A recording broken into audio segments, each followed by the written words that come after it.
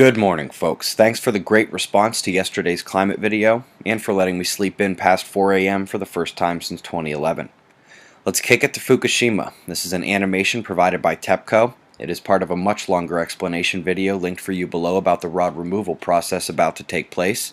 The process is complicated because the material can be volatile in exposed atmosphere, and if something goes wrong during the process, could be worse than the initial disaster. World took notice when Arnie Gunderson and others explained the hazards of the cleanup effort last month. There are already a host of concerns about negligence from decades ago complicating the process today. It's going to be a top thing to watch while it's taking place. Gotta do a bit of a reality check, seeing a lot of claims like this lately, saying the UN and IPCC admit chemtrails and say that we must continue. Such claims are used to sell advertisements like these. The latest IPCC report does not warn against stopping chemtrails. That article was citing the policymakers' summary, where they described the dangers of stopping solar radiation management once it had begun, meaning it was a hypothetical argument, a reason for potentially not doing it in the future. And indeed, if you take the time to go pull the full draft report, the actual beast of a document submitted to the UN, they're confirming their long-held claims that chemtrails and other aspects of SRM have never been implemented. Vitally important topic, but poor reporting makes us all look crazy. Also linked for you below is a combo NASA, USGS, and Landsat project to track and characterize deforestation. You'll probably spend a half hour on that one alone. Starwater in the news as well, confirmation of some hypotheses and purported circumstances. It's not just the solar wind that contains heavy elements. Hint, take Starwater and the recent Kepler data and go tackle the Drake equation. ISON. In outburst, major naked eye visibility.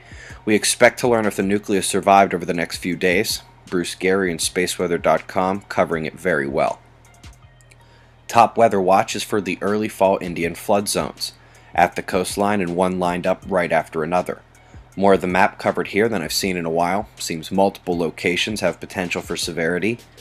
Meanwhile, you see a low heading west over España, Portugal, as another one is pushed over the UK. The US tonight will watch a ton of cold moisture head south and southeast.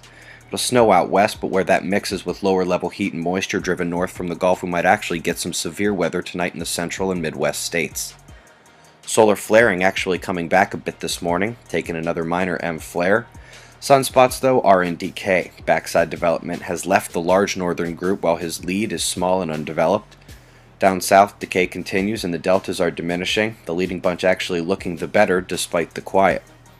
Solar wind, not to be outdone, the most significant interplanetary shock in a while, and even though the KP hasn't shown it yet, the electron flux does show the disturbance could result in a magnetic storm if the density holds out. With near-Earth energy on high, Earth currently is crossing through nearly two simultaneous oppositions, between Jupiter and Venus, and between Ceres and Uranus. The departing coronal hole up top is part of a larger complexion. A mid-watch lull lasted 48 hours, but as the field set to close, the southern holes, even though slightly blocked visibly by umbral fields, is of major power, making all three quake factors in play last night. Bottom of the world rocking again, the Scotia Sea near Antarctica one up their 6-pointer from earlier in the week. Japan and Pakistan also taking significant upticks, potential foreshocks. Eyes open. No fear, it's 6:40 a.m. Eastern Time, and that's the news. Be safe, everyone.